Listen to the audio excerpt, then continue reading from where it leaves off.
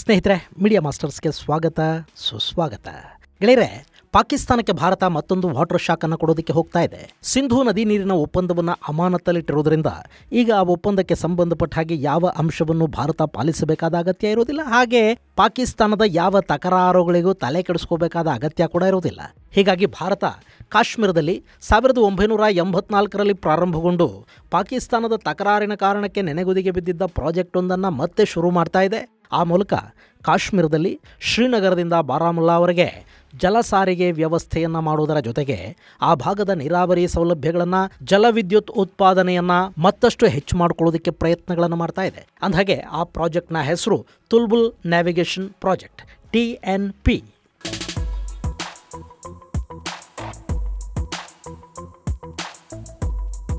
ಸ್ನೇಹಿತರೆ, ನಿಮಗೆ ಝೇಲಂ ನದಿ ಬಗ್ಗೆ ಗೊತ್ತಿದೆ ಅಲ್ವಾ?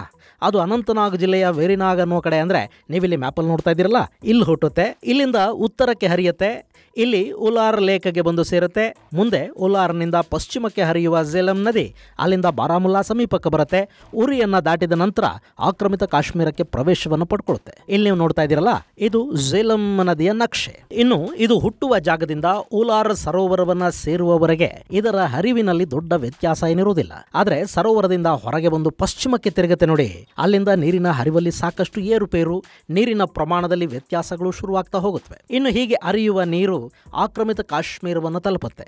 ಗೆಳೆಯರೆ, ಈ ನದಿ ಮೇಲೆ ಉಲಾರ್ ಲೇಕ್ನಿಂದ ಕೆಳಗೆ ಒಂದು ನ್ಯಾವಿಗೇಷನ್ ಪ್ರಾಜೆಕ್ಟ್ ಅನ್ನು ಮಾಡಿ ಅದರ ಮೂಲಕ ಶ್ರೀನಗರದಿಂದ ಬಾರಾಮುಲ್ಲಾದವರೆಗೆ ಜಲಸಂಪರ್ಕ ಮಾರ್ಗವನ್ನು ನಿರ್ಮಾಣ ಮಾಡಬೇಕು ಅಂತ ಭಾರತ ಒಂದು ಯೋಜನೆಯನ್ನ ಸಿದ್ಧ ಮಾಡಿಕೊಡ್ತು. ಅದಕ್ಕಾಗಿ ಸೋಪೂರ್ ಬಳಿ ಒಂದು ಕಂಟ್ರೋಲ್ಡ್ ಸ್ಟೋರೇಜ್ ಫೆಸಿಲಿಟಿಯನ್ನು ಮಾಡಿಕೊಳ್ಳೋದು, 439 ಅಡಿ ಉದ್ದ ಮತ್ತು 40 ಅಡಿ ಅಗಲದ navigation lock come control structure ಒಂದನ್ನು ಉಲಾರ್ ಲೇಕ್ನ ಸಮೀಪ ನಿರ್ಮಾಣ ಮಾಡೋದಕ್ಕೆ ಸಿದ್ಧತೆಗಳಾದವು. ಈ ಸ್ಟೋರೇಜ್ ಫೆಸಿಲಿಟಿಯ ಮೂಲಕ ಸುಮಾರು 3 ಲಕ್ಷ ಎಕರೆ ಅಡಿಗಳಷ್ಟು ನೀರನ್ನು ಸಂಗ್ರಹಿಸಿಟ್ಟು ಬೇಸಿಗೆ ಹಾಗೂ ಇನ್ನುಳಿದ ಕಾಲದಲ್ಲಿ ಕೂಡ ಇಲ್ಲಿ ಜಲ ಸಾರಿಗೆಗೆ ಅನುಕೂಲವನ್ನು ಮಾಡಿಕೊಳ್ಳುವುದು ಈ ಯೋಜನೆಯ ಉದ್ದೇಶ.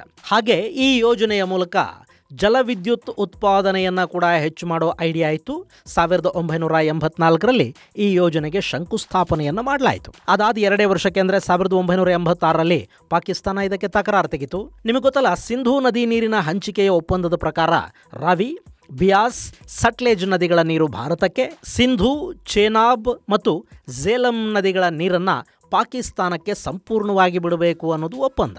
ಹೀಗಾಗಿ ಇಲ್ಲಿ ಝೇಲಂ ನದಿಯ ಮೇಲೆ ಪ್ರಾಜೆಕ್ಟ್ ಅನ್ನು ಮಾಡೋದರ ಮೂಲಕ ಭಾರತ ನಮಗೆ ಸೇರಬೇಕಾದ ನೀರನ್ನು ತಾನು ಬಳಕೆ ಮಾಡಿಕೊಳ್ಳೋದಕ್ಕೆ ಹೋಗ್ತಾ ಇದೆ ಅಂತ ಆರೋಪ ಮಾಡಿದ ಪಾಕಿಸ್ತಾನ ಈ ವಿಷಯವಾಗಿ ಇಂಡಸ್ ವಾಟರ್ಸ್ ಕಮಿಷನ್ಗೆ ಒಂದು ದೂರನ್ನು ಸಲ್ಲಿಸಿತು.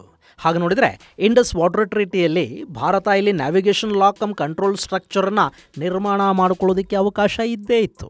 ಭಾರತ ಪಾಕಿಸ್ತಾನಕ್ಕೆ ಹರಿಯುವ ಅಥವಾ ಪಾಕಿಸ್ತಾನಕ್ಕೆ ಹಂಚಲ್ಪಟ್ಟ ಸಿಂಧೂ, ಝೇಲಂ ಮತ್ತು ಚೀನಾಬ್ ನದಿಗಳ ನೀರನ್ನು ಡೈವರ್ಟ್ ಮಾಡಬಾರ್ದು, ಅದನ್ನು ನೀರಾವರಿಗೆ, ಕುಡಿಯುವ ನೀರಿನ ಅಗತ್ಯಗಳಿಗೆ ಬಳಕೆ ಮಾಡಬಾರ್ದು. ಆದರೆ ಆ ನದಿಗಳ ಮೇಲೆ ರನ್ ಆಫ್ ದ ರಿವರ್ ಪ್ರಾಜೆಕ್ಟ್ಗಳನ್ನು ನಿರ್ಮಾಣ ಮಾಡ್ಕೋಬಹುದು. ಜಲವಿದ್ಯುತ್ ಘಟಕಗಳ ನಿರ್ಮಾಣ, ಜಲ ಸಾರಿಗೆಯಂಥ ವ್ಯವಸ್ಥೆಗಳನ್ನು ಮಾಡ್ಕೊಳ್ಳೋದಕ್ಕೆ ಅಲ್ಲಿ ಯಾವ ಸಮಸ್ಯೆಯೂ ಇರೋದಿಲ್ಲ. ನೀರನ್ನು ಸ್ಟಾಕ್ ಮಾಡಬಾರ್ದು ನಿಜ, ಆದರೆ ತಾತ್ಕಾಲಿಕವಾಗಿ ನೀರನ್ನು ನಿಲ್ಲಿಸಿ ಅದನ್ನು ಬಳಸ್ಕೊಂಡು ಆ ನಂತರ ಅದೇ ನೀರನ್ನು ಪಾಕಿಸ್ತಾನಕ್ಕೆ ಹೋಗೋದಕ್ಕೆ ಬಿಟ್ಟರೆ ಅಲ್ಲಿ ಯಾವ ಸಮಸ್ಯೆಯೂ ಇರೋದಿಲ್ಲ. ಆದರೆ ಇಲ್ಲಿ ಸುಮಾರು 3 ಲಕ್ಷ ಎಕರೆ ಅಡಿಗಳಷ್ಟು ನೀರನ್ನು ಭಾರತ ಸ್ಟೋರ್ ಮಾಡಿ ಅದನ್ನು ನೀರು ಕಡಿಮೆ ಬಿದ್ದ ಸಂದರ್ಭದಲ್ಲಿ ಜಲ ಸಾರಿಗೆಯ ಅಗತ್ಯಕ್ಕೆ ಬಳಸುತ್ತೆ ಅನ್ನೋದನ್ನ ಪಾಕಿಸ್ತಾನ ಸಹಿಸಲಿಲ್ಲ. ಆ 3 ಲಕ್ಷ ಎಕರೆ ಅಡಿಗಳಷ್ಟು ನೀರನ್ನ ಭಾರತ ಮಳೆ ಬಂದಾಗ, ಲೇಕ್ಗೆ ಹೆಚ್ಚು ನೀರು ಬಂದಾಗ ಪಾಕಿಸ್ತಾನಕ್ಕೆ ಹರಿಯೋದಕ್ಕೆ ಬಿಡ್ತಾ ಇತ್ತು. ಆದರೂ ನೀರಿಲ್ಲದ ಕಾಲದಲ್ಲಿ 3 ಲಕ್ಷ ಎಕರೆ ಫೀಟ್ ನೀರನ್ನು ಸ್ಟೋರ್ ಮಾಡಿದರೆ ನಮ್ಮ ಪಂಜಾಬ್ನ ರೈತರು ಜಲಕ್ಷಾಮಕ್ಕೆ ತುತ್ತಾಗ್ತಾರೆ ಅಂತ ಹೇಳಿಕೊಂಡ ಪಾಕಿಸ್ತಾನ ವಾಟರ್ ಕಮಿಷನ್ ಮುಂದೆ ಹೋಯಿತು. ಹೀಗಾಗಿ ಭಾರತ ಈ ಯೋಜನೆಯನ್ನು ನಿಲ್ಲಿಸಬೇಕಾಗಿ ಬಂತು. 1987ರಲ್ಲಿ ಈ ತುಲ್ಬುಲ್ ಪ್ರಾಜೆಕ್ಟನ್ನು ಸ್ಥಗಿತಗೊಳಿಸಲಾಯಿತು. ಮುಂದೆ ಕಾಶ್ಮೀರದಲ್ಲಿ ಒಮರ್ ಅಬ್ದುಲ್ಲಾ ಸರ್ಕಾರ ಬಂತಲ್ಲ, ಆಗ ಅವರು ಮತ್ತೆ ಈ ಯೋಜನೆಗೆ ಜೀವ ಕೊಟ್ಟರು. 2010ರಲ್ಲಿ ಇದರಲ್ಲಿ ಒಂದು ಸ್ವಲ್ಪ ಬದಲಾವಣೆಯನ್ನು ಮಾಡಿಕೊಂಡು ಯೋಜನೆಯ ಕಾಮಗಾರಿಗಳನ್ನು ಮತ್ತೆ ಶುರು ಮಾಡಲಾಯಿತು. ಈ ಯೋಜನೆ ಜಮ್ಮು ಕಾಶ್ಮೀರದ ಜನರ ಬದುಕುಗಳನ್ನು ಹಸನುಗೊಳಿಸೋದಕ್ಕೆ ಬೇಕು ಅಂತ ಒಮರ್ ಅಬ್ದುಲ್ಲಾ ಅವರ ನ್ಯಾಷನಲ್ ಕಾಂಗ್ರೆಸ್ ಹೇಳ್ತು. ಸಿಂಧೂ ನೀರಿನ ಹಂಚಿಕೆ ಒಪ್ಪಂದಗಳ ಅನ್ವಯ ನಾವಿದನ್ನು ಮಾಡ್ತಾ ಇದ್ದೀವಿ ಅಂತ ಹೇಳಿ ಸರ್ಕಾರ 80% ಕಾಮಗಾರಿಯನ್ನು ನಾವು ಪೂರ್ಣಗೊಳಿಸಿದ್ದೀವಿ ಅನ್ನೋ ಮಾತನ್ನು 2015ರಲ್ಲಿ ಹೇಳಿಕೊಳ್ತು. ಆ ನಂತರ ಅಲ್ಲಿ ರಾಜಕೀಯ ಬದಲಾವಣೆಗಳಾದವು. ಒಮರ್ ಸರ್ಕಾರ ಚುನಾವಣೆಯಲ್ಲಿ ಸೋತು PDP ಸರ್ಕಾರ ಬಿಜೆಪಿಯ ಬೆಂಬಲದೊಂದಿಗೆ ಜಮ್ಮು ಕಾಶ್ಮೀರದಲ್ಲಿ ಅಧಿಕಾರವನ್ನು ಹಿಡಿತು. ಇಲ್ಲಿ PDP ಹಾಗೂ ನ್ಯಾಷನಲ್ ಕಾನ್ಫರೆನ್ಸ್ ನಡುವೆ ಈ ಯೋಜನೆಗೆ ಸಂಬಂಧಪಟ್ಟ ಒಂದಷ್ಟು ಭಿನ್ನಾಭಿಪ್ರಾಯಗಳಿದ್ವು. PDP ನಾಯಕಿ ಮೆಹಬೂಬಾ ಮುಫ್ತಿಗೆ ಈ ಯೋಜನೆ ಇಷ್ಟ ಇರಲಿಲ್ಲ. ಇದು ಪಾಕಿಸ್ತಾನವನ್ನು ಕೆರಳಿಸುತ್ತೆ, ಇದರಿಂದ ಕಾಶ್ಮೀರದಲ್ಲಿ ಸಮಸ್ಯೆಗಳಾಗತ್ವೆ, ನೀರಿನ ವಿಷಯದಲ್ಲಿ ರಾಜಕೀಯ ಮಾಡಬಾರದು, ಪಾಕಿಸ್ತಾನ ಕೆರಳಿ ಭಾರತದ ಮೇಲೆ ದಾಳಿ ಮಾಡಿದರೆ ಕಾಶ್ಮೀರಕ್ಕೆ ತೊಂದರೆ ಆಗತ್ತೆ, ಹೀಗೆ ಏನೇನೋ ಹೇಳ್ಕೊಳ್ತಾ PDP ಸರ್ಕಾರ ಈ ಯೋಜನೆಯನ್ನು ನಿಲ್ಲಿಸ್ತು. ಅವತ್ತು BJP PDP ಮೈತ್ರಿಕೂಟದಲ್ಲಿದ್ದರೂ ಕೂಡ ಇದನ್ನು ಮುಂದುವರಿಸೋದಕ್ಕೆ ಒತ್ತಡ ಹೇರುವುದರಲ್ಲಿ BJP ಕೂಡ ವಿಫಲವಾಯಿತು. ಯಾಕೆಂದರೆ ಕಾಶ್ಮೀರದಲ್ಲಿ ಅವರ ಶಾಸಕರ ಸಂಖ್ಯೆ ಹೆಚ್ಚಿರಲಿಲ್ಲ. ಹಾಗೆ ಶ್ರೀನಗರ ಹಾಗೂ ಬಾರಾಮುಲ್ಲಾಗಳನ್ನು ಸಂಪರ್ಕಿಸುವ ಆ ಭಾಗಗಳಿಗೆ ಲಾಭ ಮಾಡಿಕೊಡುವ ಈ ಯೋಜನೆಯ ಪ್ರದೇಶ ಇತ್ತಲ್ಲ, ಅಲ್ಲಿ BJPಯ ಶಾಸಕರಿರಲಿಲ್ಲ. ಅಲ್ಲಿದ್ದವರು PDP ಮತ್ತು ನ್ಯಾಷನಲ್ ಕಾನ್ಫರೆನ್ಸ್ನ ಶಾಸಕರು. ಹೀಗಾಗಿ BJP ಈ ಬಗ್ಗೆ ಹೆಚ್ಚು ಆಸಕ್ತಿಯನ್ನು ತೋರಿಸೋದಕ್ಕೂ ಹೋಗಲಿಲ್ಲ. ಇನ್ನು ಆ ಸರ್ಕಾರನೂ ಹೆಚ್ಚು ದಿನ ಇರಲಿಲ್ಲ. 2015ರಿಂದ 2018ರ ಅವಧಿಯಲ್ಲಿ ಈ ಯೋಜನೆ ನೆನೆಗುದಿಗೆ ಬಿತ್ತು. ಆ ನಂತರ ಜಮ್ಮು ಕಾಶ್ಮೀರದಲ್ಲಿ ಚುನಾಯಿತ ಸರ್ಕಾರ ಇರಲಿಲ್ಲ. ಅಲ್ಲಿ ಆರ್ಟಿಕಲ್ 370 ರದ್ದು ಸೇರಿದಂತೆ ಸಾಕಷ್ಟು ಬದಲಾವಣೆಗಳು ಆಗ್ತಾ ಹೋದವು. ಈಗ ಮತ್ತೆ ನ್ಯಾಷನಲ್ ಕಾನ್ಫರೆನ್ಸ್ ಸರ್ಕಾರ ಅಲ್ಲಿ ಅಧಿಕಾರಕ್ಕೆ ಬಂದಿದೆ. ಇದೇ ಸಂದರ್ಭದಲ್ಲಿ ಭಾರತ ಮತ್ತು ಪಾಕಿಸ್ತಾನದ ನಡುವೆ ಇದ್ದ ಸಿಂಧೂ ನೀರಿನ ಒಪ್ಪಂದ ಕೂಡ ಅಮಾನತ್ತಿನಲ್ಲಿದೆ. ಹೀಗಾಗಿ ಈ ಯೋಜನೆಯನ್ನ ಪುನರಾರಂಭಗೊಳಿಸೋದಕ್ಕೆ ಜಮ್ಮು ಕಾಶ್ಮೀರದ ಒಮರ್ ಅಬ್ದುಲ್ಲಾ ಸರ್ಕಾರ ತುದಿಗಾಲಲ್ಲಿ ನಿಂತುಕೊಳ್ತಾ ಇದೆ. ಯಥಾ ಪ್ರಕಾರ ಈ ಯೋಜನೆಗೆ ಪಾಕಿಸ್ತಾನಕ್ಕಿಂತಲೂ ಮೊದಲು ಮೆಹಬೂಬಾ ಅವರ ಕಡೆಯಿಂದ ವಿರೋಧದ ದನಿ ಕೇಳಿಬರ್ತಾ ಇದೆ.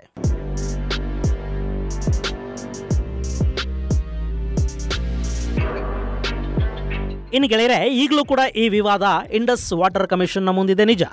ಆದರೆ ಭಾರತ ಆ ಬಗ್ಗೆ ಹೆಚ್ಚು ತಲೆ ಕೆಡಿಸ್ಕೋಬೇಕಾದ ಅಗತ್ಯ ಇಲ್ಲ. ಯಾಕೆಂದ್ರೆ ಸಿಂಧೂ ನದಿ ಒಪ್ಪಂದವೇ ಅಮಾನತ್ತಿನಲ್ಲಿರುವಾಗ ಅದಕ್ಕೆ ಸಂಬಂಧಪಟ್ಟ ಕಮಿಷನ್ನು, ಅದರ ಆದೇಶಗಳು, ಅದರ ಮುಂದೆ ವಿಚಾರಣೆಗೆ ಬಾಕಿ ಇರುವ ವಿವಾದಗಳು, ದೂರುಗಳು ಎಲ್ಲ ಕೂಡ ಅಮಾನತ್ತಾಗಿ ಹೋಗುತ್ತವೆ. ಅದು ಯಾವುದಕ್ಕೂ ಕೂಡ ಈಗ ಬೆಲೆ ಇರೋದಿಲ್ಲ. ಸೊ ಈ ಸಂದರ್ಭವನ್ನು ಭಾರತ ತನ್ನ ಎಲ್ಲ ಸ್ಥಗಿತಗೊಂಡ ಯೋಜನೆಗಳನ್ನು ಪೂರ್ಣಗೊಳಿಸ್ಕೊಳ್ಳೋದಕ್ಕೆ ಬಳಕೆ ಮಾಡ್ಕೋಬಹುದು. ಹೀಗಾಗಿ ಜಮ್ಮು ಕಾಶ್ಮೀರದ ಸರ್ಕಾರ ಈ ತುಲ್ಬುಲ್ ಪ್ರಾಜೆಕ್ಟ್ ಬಗ್ಗೆ ಹೆಚ್ಚು ಆಸಕ್ತಿಯನ್ನು ತೋರಿಸ್ತಾ ಇದೆ. ಅದಕ್ಕೆ ಬೇಕಾದ ಎಲ್ಲ ಸಹಾಯವನ್ನು ಕೊಡೋದಕ್ಕೆ ಕೇಂದ್ರ ಸರ್ಕಾರ ಕೂಡ ಸಿದ್ಧ ಆಗ್ತಾ ಇದೆ. ಇನ್ನು ಈ ಯೋಜನೆ ಪೂರ್ಣಗೊಳ್ತು ಅಂತ ಇಟ್ಕೊಳ್ಳಿ. ಈ ಉಲಾರ್ ಲೇಕ್ನ ಎಕ್ಸಿಟ್ ಪಾಯಿಂಟ್ ಅಲ್ಲಿ, ಅಂದ್ರೆ ಇಲ್ಲಿಂದ ನೀರು ಹೊರಬರುವ ಅದರ ಬಾಯಿ ಇದೆಯಲ್ಲ, ಅಲ್ಲೇ ಒಂದು ನ್ಯಾವಿಗೇಷನ್ ಕಮ್ ಕಂಟ್ರೋಲ್ ಸ್ಟ್ರಕ್ಚರ್ನ ನಿರ್ಮಾಣ ಆಗುತ್ತೆ. ಆ ಮೂಲಕ ಅಲ್ಲಿ ನೀರನ್ನ ಸ್ಟಾಕ್ ಮಾಡೋದಕ್ಕೆ ಸಾಧ್ಯ ಆಗುತ್ತೆ. ಆ ನಂತರ ಈ ನದಿಯಲ್ಲಿ ಎಲ್ಲ ಕಾಲದಲ್ಲೂ ದೋಣಿಗಳ ಸಂಚಾರಕ್ಕೆ ಬೇಕಾಗುವಷ್ಟು ನೀರನ್ನು ಹರಿಸಲಾಗುತ್ತೆ. ಆ ನೀರಿನ ಮಟ್ಟವನ್ನು ಕಾಪಾಡಿಕೊಳ್ಳೋದಕ್ಕೆ ಉರಿಯ ಸಮೀಪ ಇನ್ನೂ ಒಂದು ಅಣೆಕಟ್ಟನ್ನು ಕೂಡ ನಿರ್ಮಾಣ ಮಾಡ್ತಾರೆ. ಈಗಾಗಲೇ ಅಲ್ಲಿ 2 ಜಲವಿದ್ಯುತ್ ಘಟಕಗಳನ್ನು ಸ್ಥಾಪನೆ ಮಾಡಲಾಗಿದೆ. Stage 1 hydro electric dam project ಮೂಲಕ 480 ಮೆಗಾವ್ಯಾಟ್ ಹಾಗೂ ಡೌನ್ ಸ್ಟ್ರೀಮ್ನಲ್ಲಿ ಸ್ಟೇಜ್ 2 ಪ್ರಾಜೆಕ್ಟ್ ಮೂಲಕ 240 ಮೆಗಾವ್ಯಾಟ್ ವಿದ್ಯುತ್ತನ್ನು ಉತ್ಪಾದನೆ ಮಾಡುವ ಸಾಮರ್ಥ್ಯದ 2 ಪ್ರಾಜೆಕ್ಟ್ಗಳಿವೆ. ಅದರ ಜೊತೆಗೆ ಅಲ್ಲಿ ಮತ್ತೊಂದು ಪ್ರಾಜೆಕ್ಟನ್ನು ಮಾಡುವ ಮೂಲಕ ಈ ನದಿಯಲ್ಲಿ ಶ್ರೀನಗರದಿಂದ ಬಾರಾಮುಲ್ಲಾವರೆಗೆ ನೀರಿನ ಮಟ್ಟವನ್ನು ಕಾಪಾಡಿಕೊಳ್ಳುವ ಕೆಲಸ ನಡೆಯುತ್ತೆ. ಇನ್ನು ಈ ನ್ಯಾವಿಗೇಷನ್ ಪ್ರಾಜೆಕ್ಟ್ ನಿರ್ಮಾಣ ಆದರೆ ಈ ಭಾಗದ ಸಾರಿಗೆ ಮತ್ತಷ್ಟು ಸುಲಭ ಆಗುತ್ತೆ. ಜೊತೆಗೆ ಇಲ್ಲಿನ ಜನಕ್ಕೊಂದಷ್ಟು ಉದ್ಯೋಗಾವಕಾಶಗಳು ಸಿಗುತ್ತವೆ. ಹಾಗೆ ಒಳನಾಡು ಸಾರಿಗೆ ವ್ಯವಸ್ಥೆಯನ್ನು ಇದು ಮತ್ತಷ್ಟು ಬಲಪಡಿಸುವುದಷ್ಟೇ ಅಲ್ಲ, ಈ ಭಾಗದ ಜನರ ಸರಕು ಸಾಗಾಟಕ್ಕೆ ರಸ್ತೆಗಳ ಮೇಲಿನ ಅವಲಂಬನೆಯನ್ನು ಕೂಡ ಇದು ಕಡಿಮೆ ಮಾಡುತ್ತೆ. ಸಾಕಷ್ಟು ಪ್ರದೇಶಗಳ ನಡುವಿನ ದೂರವನ್ನು ಕಡಿಮೆ ಮಾಡುತ್ತೆ. ಜಲ ಸಾರಿಗೆ ಸಮಯ ಮತ್ತು ಸಾಗಾಟದ ವೆಚ್ಚವನ್ನು ಕಡಿಮೆ ಮಾಡೋದ್ರಿಂದ ಇದು ಜಮ್ಮು ಕಾಶ್ಮೀರದ ಜನಕ್ಕೆ ಸಾಕಷ್ಟು ಲಾಭಗಳನ್ನು ತಂದುಕೊಡುತ್ತೆ. ಜೊತೆಗೆ ಇಲ್ಲಿ ನೀರನ್ನು ಸ್ಟಾಕ್ ಮಾಡೋದಕ್ಕೆ ಸಾಧ್ಯವಾಗುವುದರಿಂದ ಜಲವಿದ್ಯುತ್ ಯೋಜನೆಗಳ ಕಾರ್ಯಕ್ಷಮತೆ ಮತ್ತು ಉತ್ಪಾದನೆಯನ್ನ ಹೆಚ್ಚು ಮಾಡೋದಕ್ಕೂ ಇದು ಸಹಾಯ ಮಾಡುತ್ತೆ.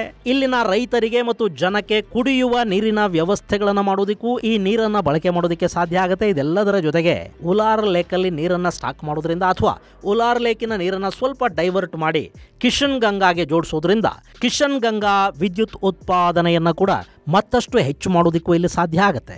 ನೀವಿಲ್ಲಿ ನೋಡ್ತಾ ಇದ್ದೀರಲ್ಲ, ಇದು ಉಲಾರ್ ಲೇಕ್.